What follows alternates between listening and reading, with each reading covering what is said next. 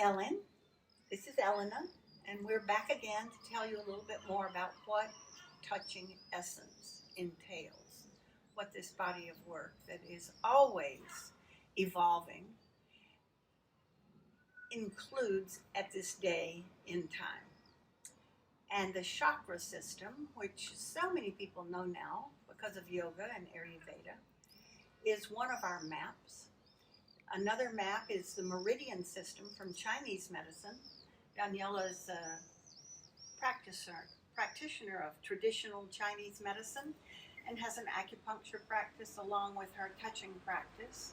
And she's quite more scientifically organized and arranged and studied than am I, and knows a good deal about the chemistry of essential oils. I'm more of an alchemist, and I'm a minister, a licensed minister in the state of California. And for me, this became my prayer, my how do I touch someone to heal body, mind, and spirit, heart, soul, feelings, history, trauma, drama, whatever all of it is that makes me less than whole. And so that's the intention, is that the word healing, moving toward wholeness, is what that word means. And the chakra system has sounds. Depends on which school in India you studied with or heard from. There'll be some slight differences in the sounds from the 6th, 7th chakras.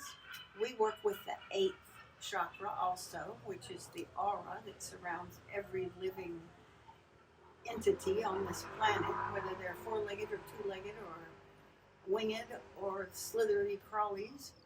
All of us have an auric field. And that's where our practice starts, within that field.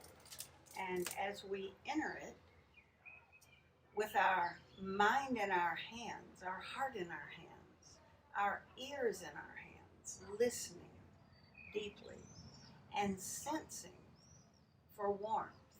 Even with my eyes closed, I'm aware of the energy that is happening between my hands and my legs as my hands get closer.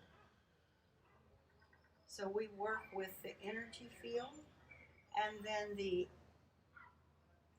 what would we call it, of the chakras. There's the energy of the chakras, these wheels of energy that spin in circles and that enter and exit after circulating through our bodies. And the reason we work with 8 instead of 800, because it would take a lot of years to work with all 800 or 8,000 or 8 million chakras. No one is exactly certain. For simplicity's sake, teaching people, teaching us, how I learned was to work with 7. And then realized that in Kundalini Yoga and several other people I work with, we added the 8th. And there are sounds that go with them. I think I mentioned that. And if I were to move to India and deeply immerse myself into studying the chakra and sounds with an old Indian sadhu, I would tell you something different likely than I'm going to tell you right now. But again, for simplicity's sake, I like the scale. Do, re, mi, fa, sol, la, ti, do. Lam, vam, ram, yam, ham, so, Those are the sounds of the 8 chakras. And what if I'm not a C note and I'm an E note? That's okay. It all works out. And we use sound in touching essence. We use our own voice, which is the best musical instrument you'll ever own. It was installed at birth, and it's up to you to give it freedom to express, to find your voice, and let it be a healing tool for yourself and anyone that might come to you if you're developing a practice in the healing arts.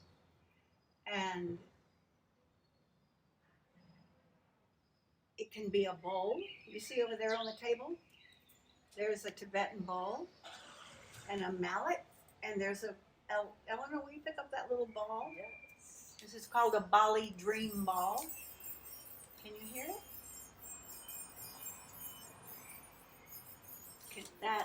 It's reminiscent to me, I think, of being in the forest with the fairies. I feel like I want to follow that to find the fairy. And the Tibetan bowl has a much deeper resonant sound, and they all have notes as well. So whether it's a bell or a bowl or a ball or your own voice or a flute, this music, the sound, we say, one thing we say in Touching Essence that I learned from one of my teachers is sound is breath made audible when it comes from us. So that's the number one musical instrument, with all these other tools playing a part. We have more for you coming up. Thank you for joining.